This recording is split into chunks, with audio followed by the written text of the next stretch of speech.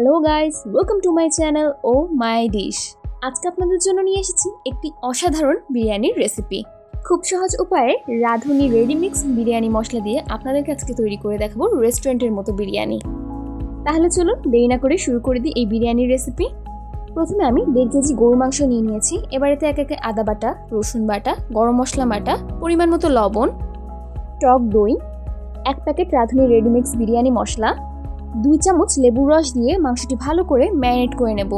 Marinate করার সময় মাংসগুলোর সাথে মশলাগুলোকে এমনভাবে মেশাতে হবে যাতে প্রত্যেকটা মশলা গরুর মাংসের গায়ে লেগে থাকে।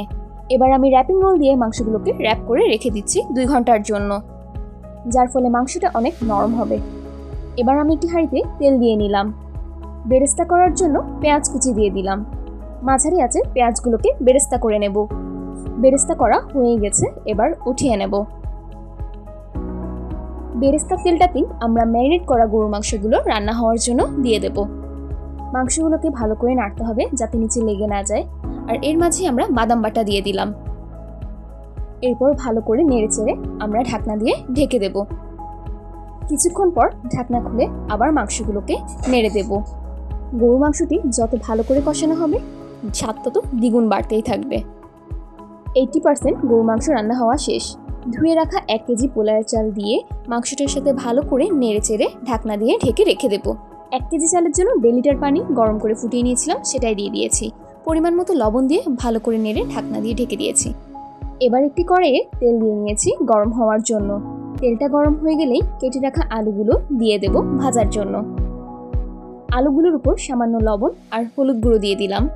এবার ভালো করে নেড়েচেড়ে ঢাকনা দিয়ে ঢেকে দেব। একটু পরে ঢাকনা খুলে দেখি আলুগুলো ভাজা হয়ে গেছে। একটু পর বিরিয়ানির হাঁড়ির ঢাকনাটি খুলে চাল আর মাংসগুলো ভালো করে নেড়েচেড়ে দিয়েছি। এবার এতে ভেজে রাখা আলুগুলো দিয়ে দেব। তারপর ঢাকনা দিয়ে ঢেকে রেখে দেব।